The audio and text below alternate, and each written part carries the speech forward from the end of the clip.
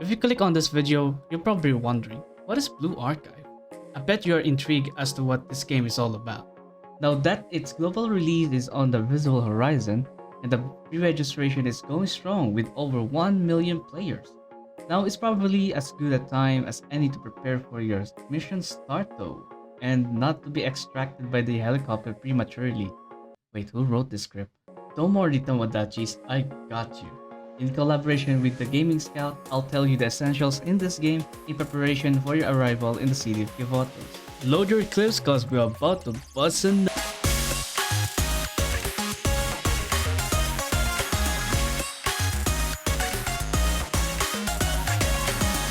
Blue Archive is a free-to-play RPG mobile gacha game developed by Nat Games.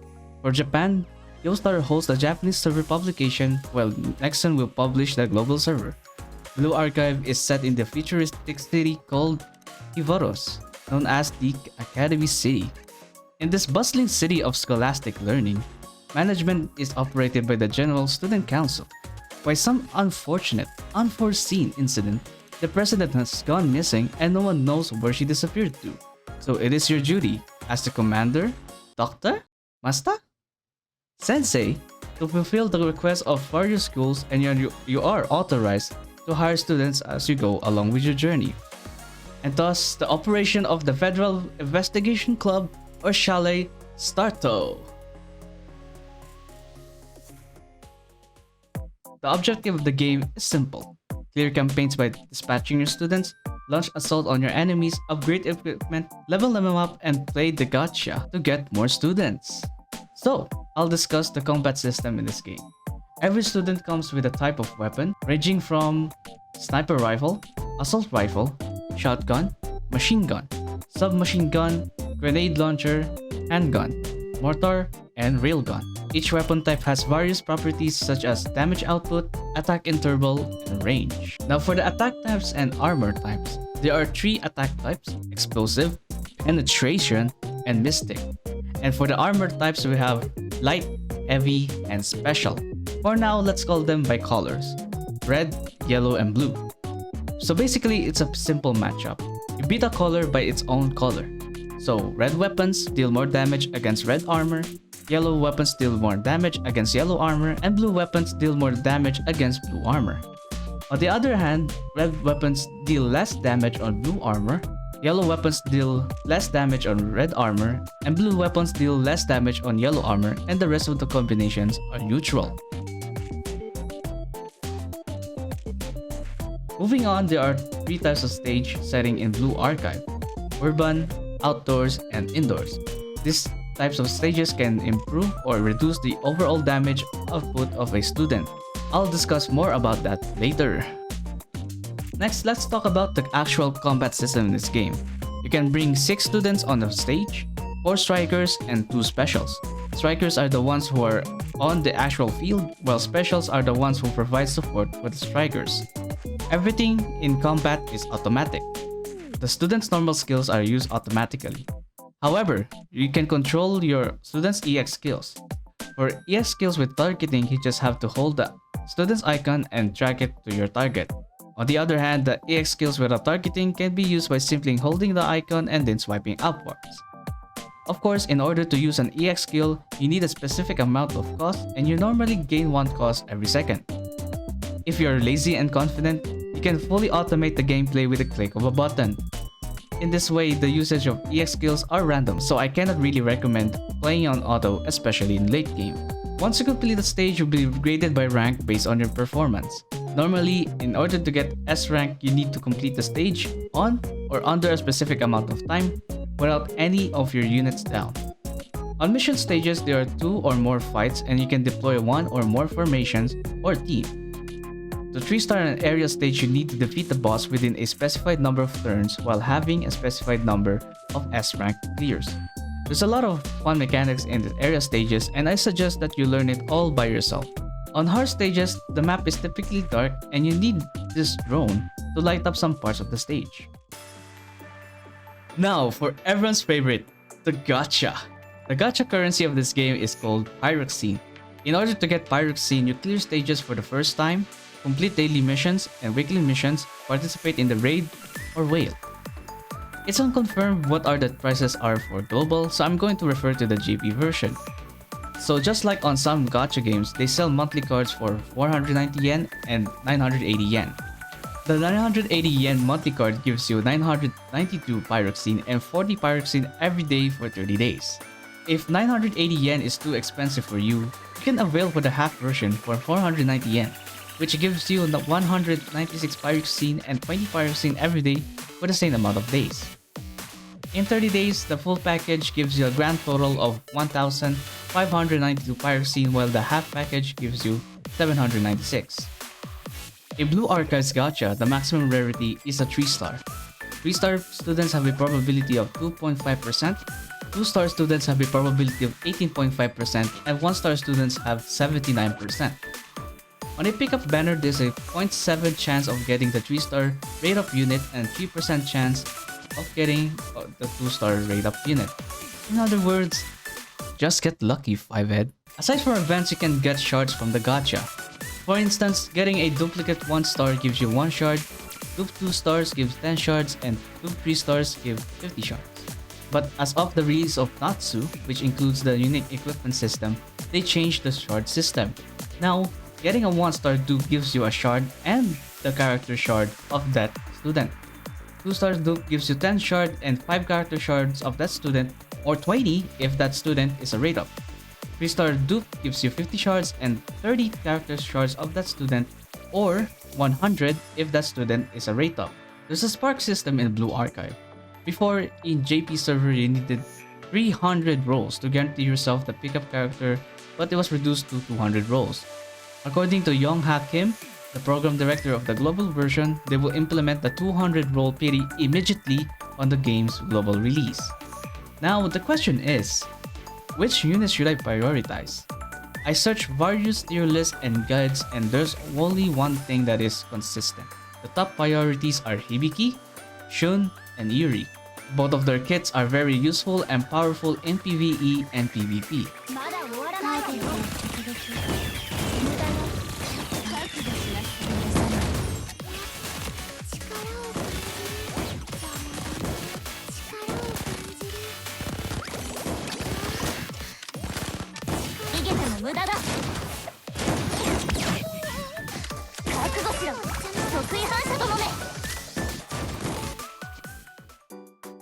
The students are your units in the game. Each student has an attack type and an armor type, which I already discussed earlier. Besides that, each student has a specific role, either front, middle, or back. As the name suggests, those are the positions that they usually take. Front units are typically tanks, shotgun users, and close combat users, while middle and back units are typically your main DPS. Each student has a stage affinity. This affinity affects the overall DPS of a student. Green phase means the student has a increased attack on that kind of stage.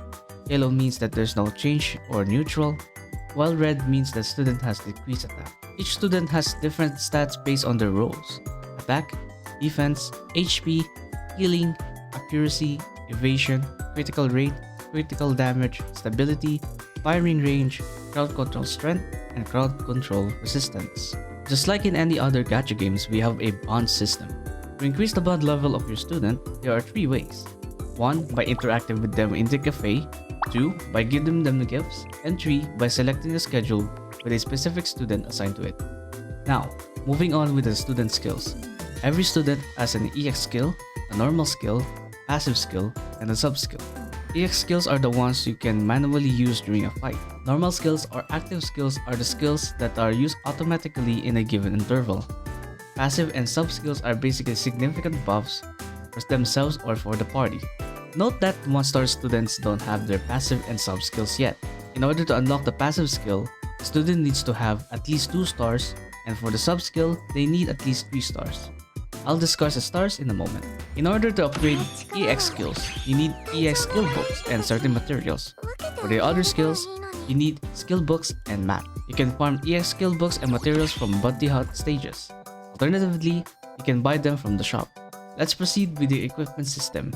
If you're familiar with Princess Connect or any other related games, you might be familiar with the system. Equipment enhances stats, and you can upgrade its tier by farming the required materials from mission stages. There are 9 types of equipment, and every student has a combination of 3 types of equipment that is suitable for their role: hat, gloves, shoes, bag, badge, hairpin, charm, watch, and necklace. To find which stages to farm, simply tap the material that you need and they will refer you to them. The good thing with farming materials here is that once you complete a stage with 3 stars, you can select how many runs that you want to do and the game will immediately give you the loot from that stage. Leveling up equipment requires XP orbs and equipment materials. You can get XP orbs from mission stages and from the shop. As of the release of Natsu, Blue Archive implemented the unique equipment system. This is very similar to Princess Connect, where you can upgrade a student's weapon to have additional passive buffs and enhance it even further with the student's shards. But in order to unlock this, you need to 5-star the student, which is pretty much available in endgame. When you click the notepad looking button, you see the student's information. You can check out the school affiliation, the school year they're in, and the club that they belong to. You can also see some basic information such as their age, birthday, height, hobby, the artist who drew the sprite, and the character voice or the CV. You can level up your students up to your sensei level.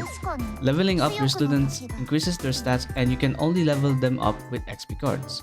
XP cards are farmable on special commission stages, and sometimes they drop on mission stages.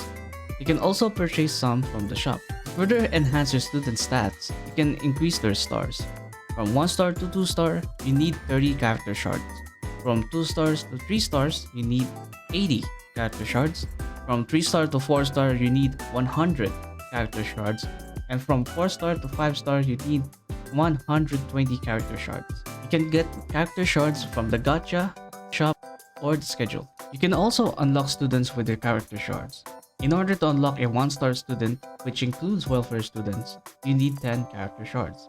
For a 2-star student, you need 40 character shards, while a 3-star student needs 120 character shards. Although this is possible, you cannot buy character shards that you don't own yet from the shop.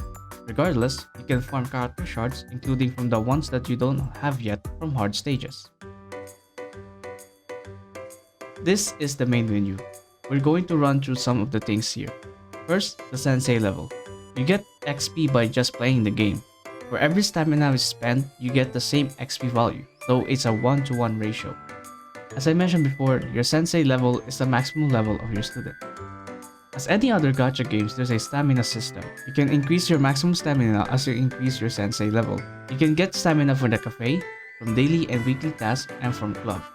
You can also buy additional stamina from the PvP shop. Credits is basically the LMD from Arknights and Mora from Genshin Impact. Credits are used to enhance skills, level up, buy items from the shop, and other matters. You can also get additional credits from the PvP shop and from special commission stages. Missions are tasks that you can complete in exchange for rewards. There are 4 types of missions: the daily missions, the weekly missions, achievements, and challenges.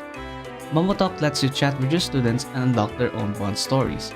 These stories are unlockable as you increase your student's bond level. At a specific bond level, you can unlock their memorial lobby or their special live 2D animation.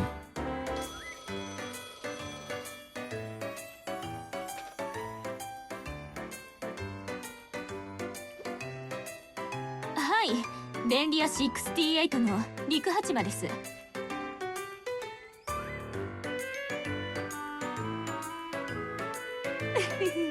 私の働く姿に見とれちゃ困るわよ。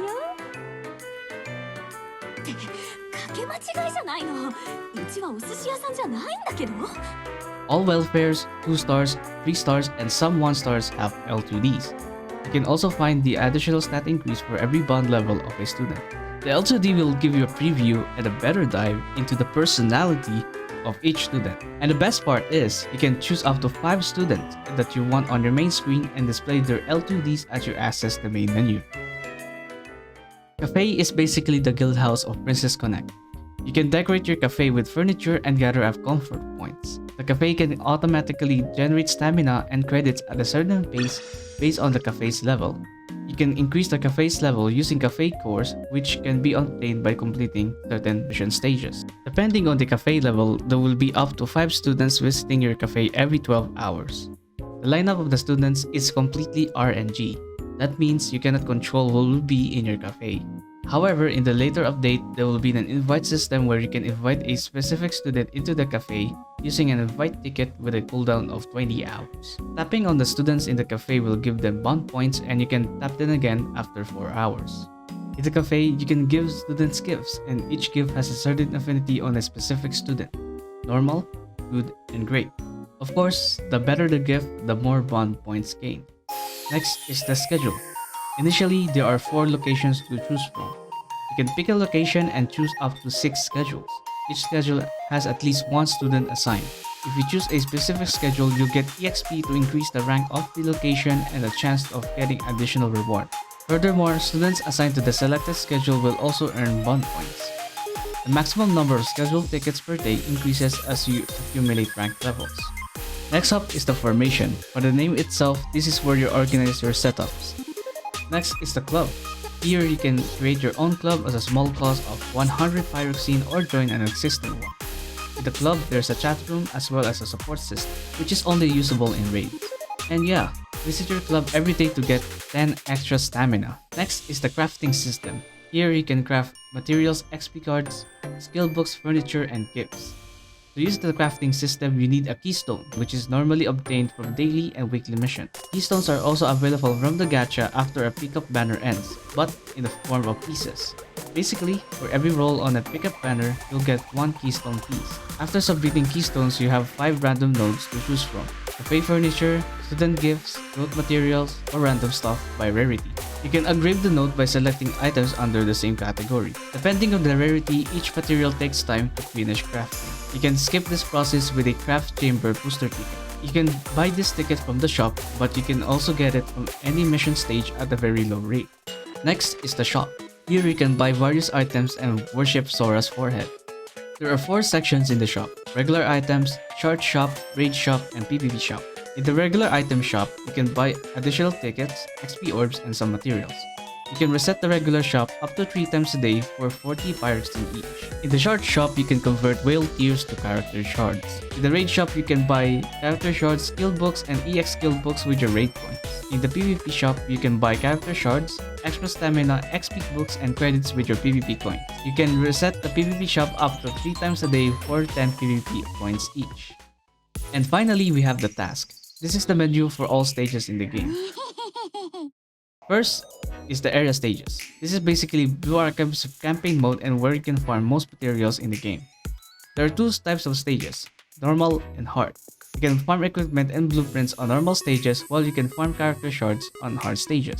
Next is the story, and it's divided into 3: main story, side story, and the archive. If you are a lore enjoyer, this is your go-to place for Blue Archive stories. Some parts of the main story can be unlocked by completing certain mission stages. Next is the bounty hunt. It is divided into 3 sections, and each section has its own drop. Normally, you can run each section twice a day, but if you avail the half monthly card or the full monthly card, you get 1 or 2 extra runs respectively. You can also purchase additional tickets from the shop. The first one is Highway, and it drops EX skill books. Next is Reroll Tracks, and it drops skill books. And the other one is the School, which drops materials. Special commissions have 2 sections, and they drop XP cards and credits respectively. As of the release of the unique equipment system, we have full exchanges. Full exchanges are stages that drop EXP materials for the unique equipment system. This is also divided into 3 sections based on the school, and you can normally run each section twice a day. Blue Archive has raids as well, and each raid lasts for 6 days and 12 hours. Raid nodes are divided in terms of difficulty, with extreme being the most difficult. There's a ranking system based on your high score, and you'll be rewarded with trophies and pyroxene based on your final rank after the raid. The points that you earn for each run are accumulative, and you get rewards from this point ladder. In the future update, once you completed the difficulty for the day, you can auto-claim the next runs of the same difficulty. And lastly, the PvP. Based on your rank, you can pick someone to fight with, and then you choose your team. Also, you can set up your defense team based on the area affinity and the meta. In PvP, everything is auto, so all you can do is watch your team destroy the other, or in most cases, the opposite. You can generate credits based on your rank, and once every day you can claim pyroxene and PvP coins based on your rank. When someone tries to fight you and you win, you get free PvP coins, which will be directed to your mail. Normally, you can play PvP 5 times a day, but you can buy 5 more tickets for 60 Pyrocene. Now, the question is, what emulator should I use to play Blue Archive? Some emulators can run Blue Archive, but they occasionally crash. As of the release of this video, the most stable emulator is BlueStacks 5. The footage that I used on this video was recorded on this emulator, so give it a shot. I have the download link in the description below. Most phones running on recent versions of Android and iOS can pretty much run the game just fine. And that's it for this Blue Archive video. There was a lot of stuff that we didn't tackle, but I leave that for you to explore. Hope this video piques your interest a lot more about Blue Archive. If you want more of this content, go sub now, and also go sub to the Gaming Scout who helped me with this video. And follow me on twitch.tv/momomodu. Thank you so much for watching, and see you in the City of Goodbye.